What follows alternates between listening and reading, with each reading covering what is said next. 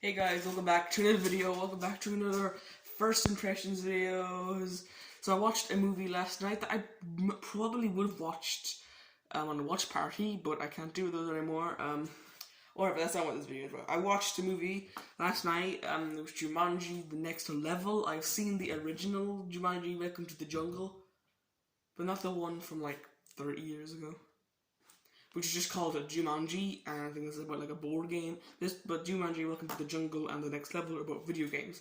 So the Next Level is basically the sequel to the remake, I guess you would call it. I'm not going to be talking about the original that much. I just want to talk about the sequel. I'm not going to talk about the original at some point on my channel. But whatever. This movie was it was good. It feels a bit. It's very weird. So Spencer from the last movie, his grandpa's staying over, and he came back from New York, and he broke up with a girlfriend, I guess, from the last movie, Martha. Yeah.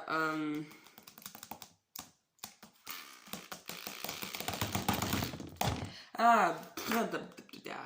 And they all come back to find Spencer because they're just wondering where he is, and then they get trapped inside the video game again. Fridge, Spencer,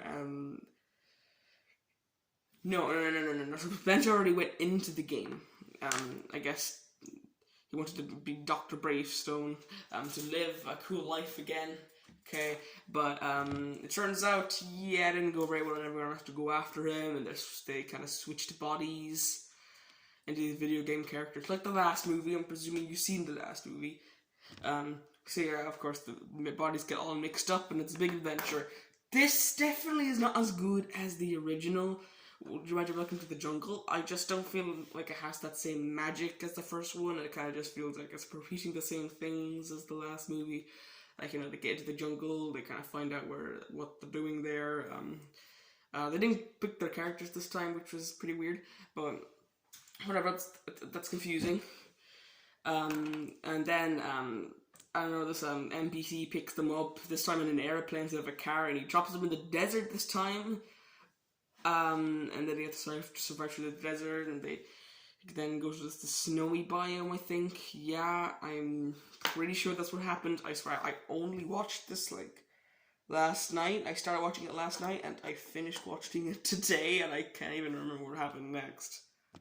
So they go to the city thing, they find Spencer, which was their main goal for the movie. They already find him, and he's just Asian girl, I guess that's who we picked, but it's not really who we picked because he wanted to be Dr. Bravestone, but Grandpa is Dr. Bravestone, and he's punching people around and making really bad decisions and stuff. And then they go to this with Spencer. Now they go to these bridges, all these different kind of bridges, and they kind of twists around. I cannot explain that, but I think that's a cool scene.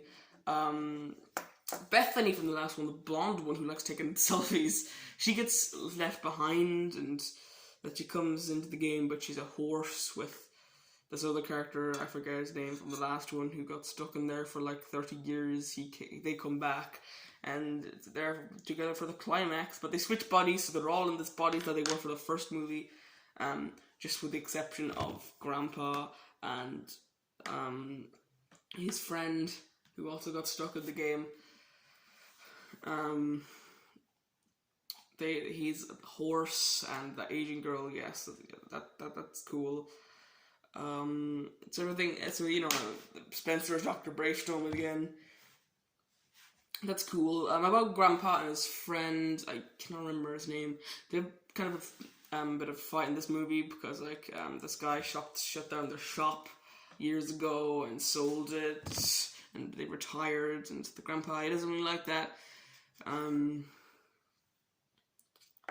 So yeah, he doesn't kind of get into a fight, and then towards the end of the film, the grandpa realizes his friend is going to die soon, and that's why he wanted to make amends with Grandpa, and it's all sad. Oh no. Then when this guy turns into a horse, he gets captured. They both get captured, so you have to rescue him, and then Dr. Bravestone kills the bad guy. He wanted to marry a girl, and they were trying to sneak into his base because he was the one who captured them. I'm making no sense right here. I'm just trying to explain the story.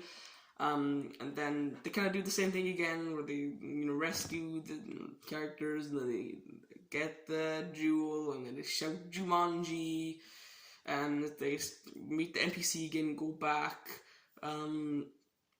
This time, the guy, Grandpa's friend, he stays there as a horse in the jungle. That's cool. It just doesn't have much to talk about. It just kind of feels like the same movie again. It's not as good as I thought it would be, honestly.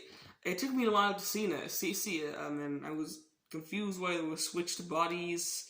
I understand now, because everything's happy at the end. I don't know if there's going to be a third movie. Probably not.